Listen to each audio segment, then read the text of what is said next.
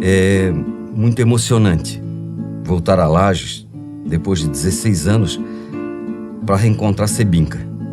Eu tive contato com o túmulo de Sebinca Cristo em 2001. E desde aquele momento, eu passei a buscar mais informações sobre a cigana e tudo aquilo que se contava e se conta sobre ela. Estar em Lages e voltar a ter contato com esses espaços que são domínios da Sebinca é muito especial. Entrar no cemitério Cruz das Almas, passar entre os túmulos, chegar até o túmulo de Sebinca passando pelos Canosi.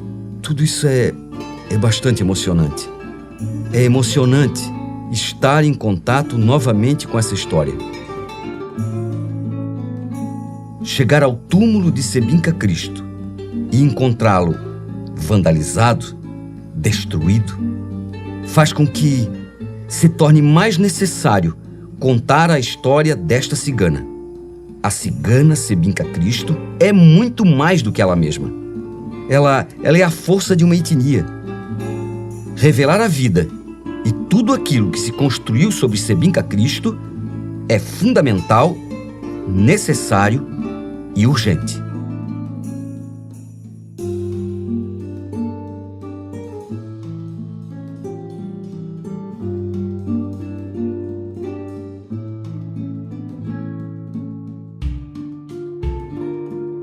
Lages é uma cidade muito interessante do ponto de vista da religiosidade não oficial, do catolicismo não oficial. Há uma quantidade gigantesca de milagreiros de cemitério. Claro que existem outros milagreiros espalhados pelo mundo inteiro, pelo Brasil inteiro, em todos os lugares, em todas as regiões, mas Lages concentra um número surpreendente pelo tamanho da cidade. No cemitério Cruz das Almas, nós temos vários milagreiros. A cigana Sebinca Cristo, os irmãos Canosi, Frei Silvério, a menina Aline e a menina Ivone. Indo para o cemitério Nossa Senhora da Penha, nós temos a menina Salete Madruga. Então, em uma cidade com o tamanho de Lages, a quantidade de milagreiros mostra o quão o povo aceita e admite rezar, ter fé e pedir a esses milagreiros não oficiais da mesma forma que ele faz com os santos, aquelas personagens da Igreja Católica que são oficiais. Para eles, o poder da fé é muito maior do que a oficialidade. Isso faz de Lages uma cidade muito diferente do ponto de vista religioso no Brasil. Eu tenho fé nela porque quando meu marido viajava, eu sempre ia lá e pedia proteção para ele. Né? Então, sempre vivia na estrada, para lá e para cá, e eu sempre preocupava. Então, eu ia lá, fazia o pedido para ela e ela sempre me atendeu. Eu creio que ela me atendeu muito porque, graças a Deus, nunca aconteceu nada com o marido nessas estradas de Deus aí, né? Então aí já viu, né? Isso aí foi uma coisa assim que foi minha mesmo. Digo, isso aí tem que dar certo. E deu, né? 4 anos atrás, o meu filho teve preso, né? Se meteu numa confusão e ele teve preso. E daí eu pedi muito assim pra ela para dar liberdade para ele, né? Que ele não merecia, não é porque é meu filho, né? Assim, ele não merecia ficar preso assim por uma coisa que ele não fez, né? Só porque ele estava junto, então, quase assim, né? E aí eu prometi para ela, assim, né, que eu ia levar um maço de vela para ela e uma carteira de cigarro. E com 7 dias ele saiu da cadeia. Então, para mim já foi, meu Deus, um milagre, né? Eu tinha problema de bexiga, no caso tinha um câncer na bexiga, tumor maligno. Lembro que fui lá, arrastado, as pernas doídas, tava, nossa, meu Deus do céu, quem me viu não dava nada para mim. Cheguei no túmulo da Sebinca, me ajoelhei, Sebinca, por favor, me ajuda. Estou com câncer fase final, está terminal, não aguento mais. Eu senti, peguei, me debrucei no túmulo da Sebinca, me debrucei, pedi para ela, passei a mão na minha barriga. Cheguei na foto dela, beijei, tudo. Pedi para ela, Sebinca, faço tudo que tu quiser, trago bebida, trago bala a sua neta, mas faz, me cura, por favor. Uma semana, companheiro, que eu fiz o pedido, eu ganhei a graça. Não senti mais dor. A minha bexiga começou a normalizar. Aí a mãe perguntou se foi ao médico. Não, mãe, não fui. Por que você foi? Fui na Sibinca.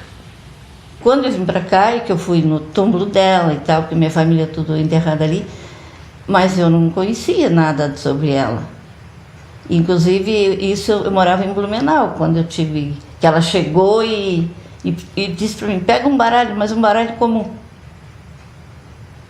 E ela começou a ditar isso.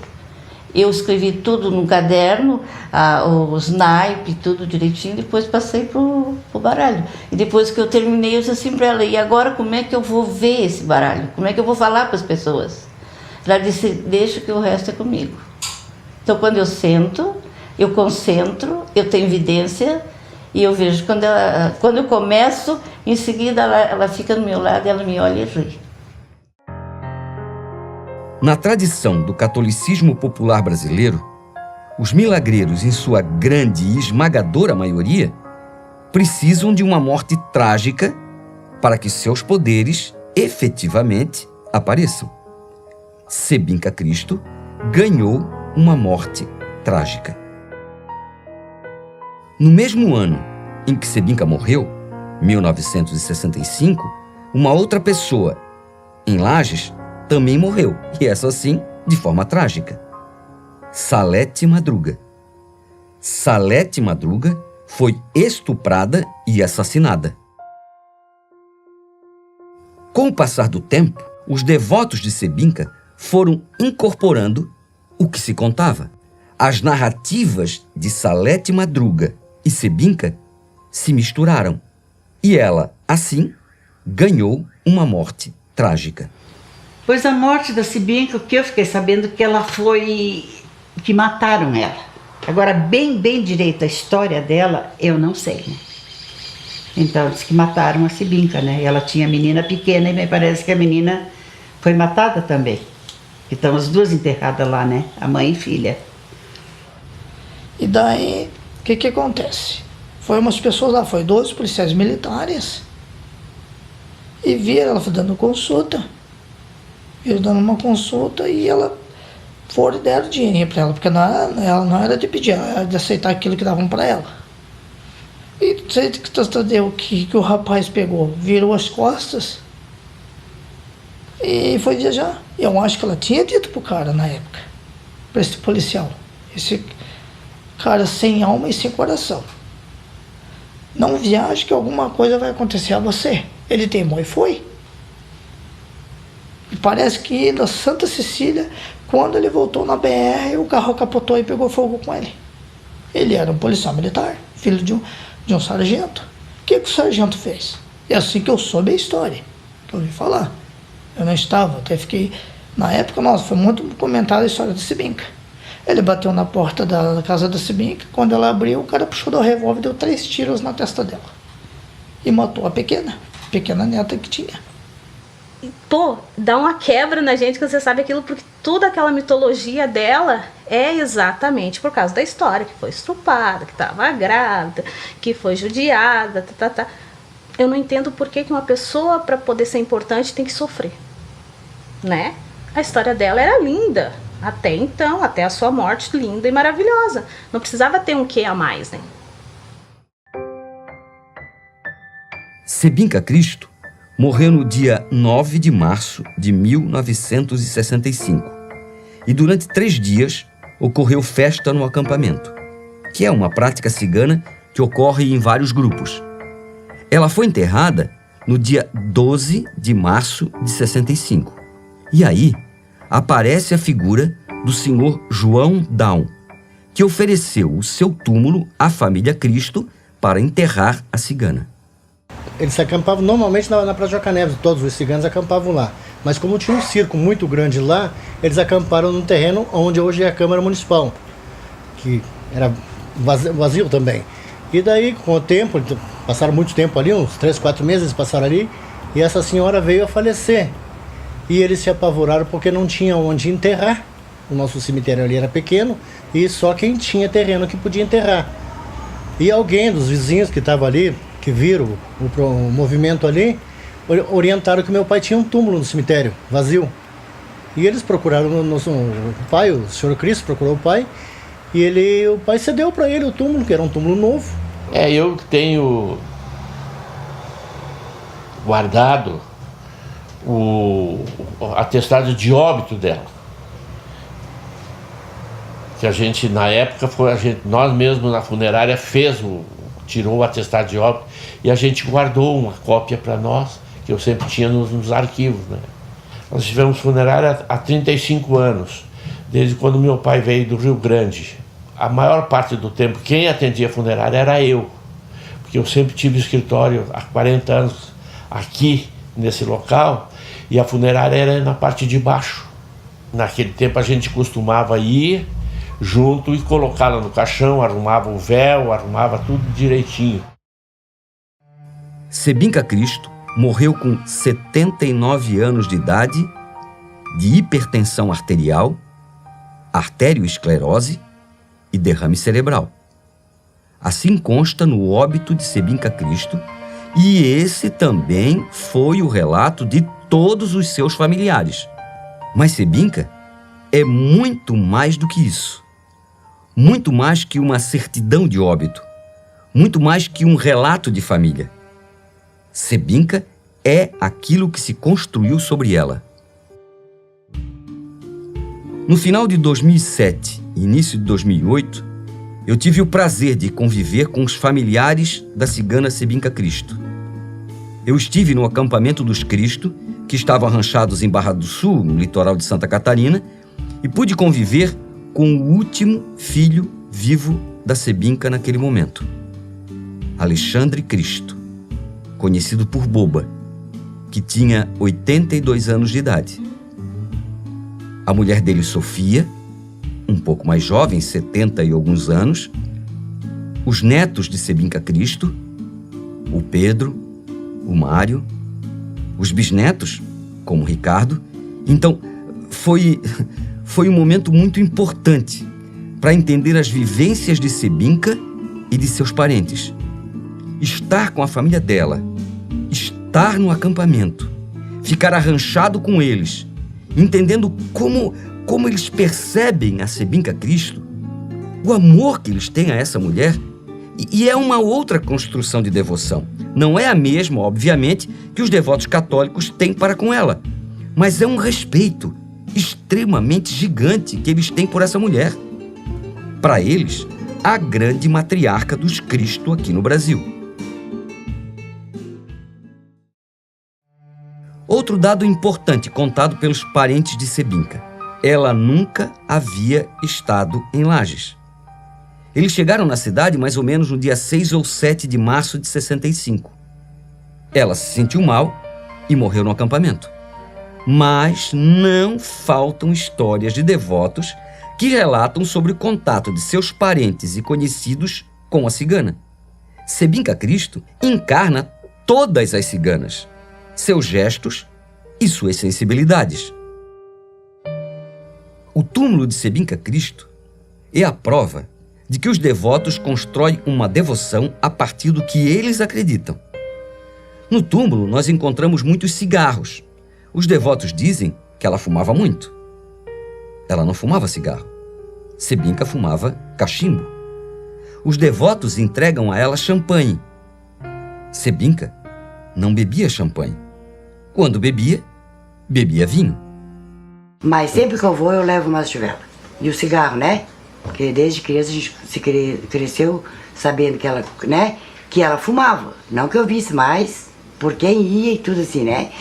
Então, assim, sempre que eu vou, eu deixo vela pra ela, né? Independente de se eu prometi ou não, nem que seja uma velinha, vai pra ela. Se eu ir no cemitério, eu passo ali, né?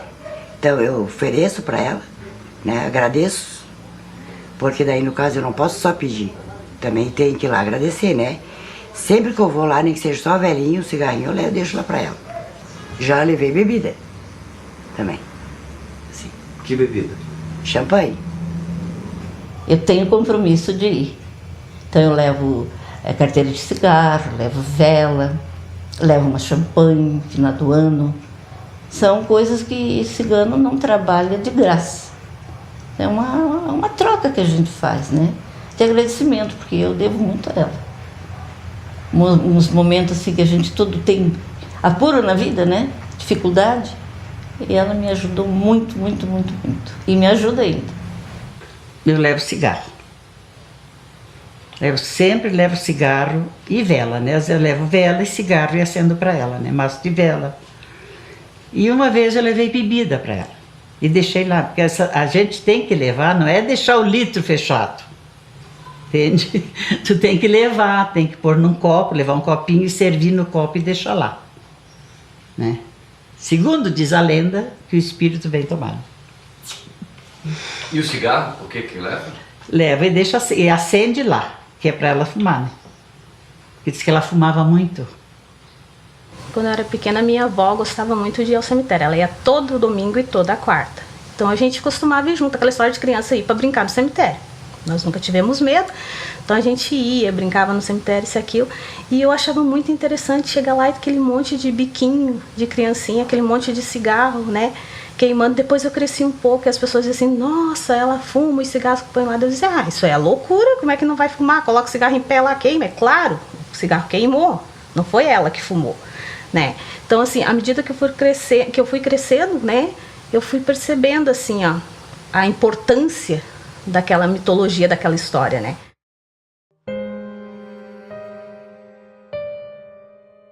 Nós encontramos no túmulo velas das mais diversas cores, inclusive vermelhas. O que se percebe é que os devotos acabam também relacionando Sebinka Cristo a uma personagem, uma entidade da Umbanda, a Pombagira. Muitas entidades ciganas dentro da Umbanda baixam nos terreiros espalhados pelo Brasil na linha de Pombagira, ou seja, na linha de Exu. Sebinka também se tornou isso na visão dos seus devotos. A metade da cidade, acho que a metade das pessoas que eu conheço é toda relacionada a Sebinka. Porque geralmente no domingo, quando vou lá, ou no dia de semana que eu vou lá, sempre o túmulo dela está sempre arranjado, todo mundo fala. Ou quer resolver algum problema? Vai lá no túmulo da Sebinka, ela ajuda. Todo mundo fala na Sebinka, onde a gente está, por exemplo, onde eu trabalho, que é um centro de Umbanda da Simone, é só que falam, lá na Sebinka, a Sebinka também ajuda. Então quando a gente está trabalhando, que eu trabalho no centro de Umbanda, como eu relatei ao senhor, tem uma das moças que trabalham comigo, que ela trabalha com a Sebinka, ela incorpora a Sebinka. Da mesmo jeito, da mesma situação, o modo de falar, o modo de expressar, o modo carinhoso em que a Sebinka tinha. Outro detalhe importante é que os devotos nunca deixaram de fazer uma prática que não é comum em nenhum outro túmulo que eu conheça no Brasil. Os pedidos à cigana são visíveis. Por quê? Porque eles são escritos com batom vermelho sobre o túmulo. Mesmo quando era azul e agora marrom, as pessoas fazem os pedidos e colocam com batom vermelho, ou seja, todos eles são muito visíveis. Os visitantes, os devotos que vão até o túmulo, sabem exatamente quais foram os pedidos. E por que isso é importante? Porque demonstra a variedade de pedidos e de poderes dados a ela. Então, essa forma de você demonstrar seu pedido e até seus agradecimentos com batom vermelho faz novamente de Sebinka uma milagreira muito diferente no cenário religioso brasileiro. Mas é uma pessoa assim, aliás, é um espírito, eu acho assim que a Sebinka é um espírito de luz muito bom e muito grande, viu? Que atende muita gente. É a mesma coisa assim que eu conhecesse ela, sabe? Pela fé que eu tenho, pelo que eu acredito, e que ela já me ajudou em muitas coisas assim, né? Não só nisso aí que eu contei pra vocês, mas em mais coisas assim. É assim, eu sinto ela uma pessoa assim muito próxima, que me ajuda na hora que você precisou, tá ali pra te ajudar. Porque, gente, com todo respeito, mas ó, me ajoelharia e ó, agradeceria a Sebinka. O que ela foi e o que ela é pra mim. Sempre vai ser a Sebinka. Já teve vários e vários ciganos na cidade. Mas igual Sebinca, Sebinca Cristo vive na memória dos seus devotos e de suas narrativas. Cada devoto tem uma história para contar sobre Sebinca Cristo, sobre sua morte, sobre sua vivência em Lages, sobre suas passagens aqui, sobre seus poderes. As narrativas são as mais diversas. Por todos esses anos em que Sebinca Cristo se mantém viva na memória dos seus devotos, é certo que ela continuará sempre presente na história, nas devoções e na vivência do povo lagiano.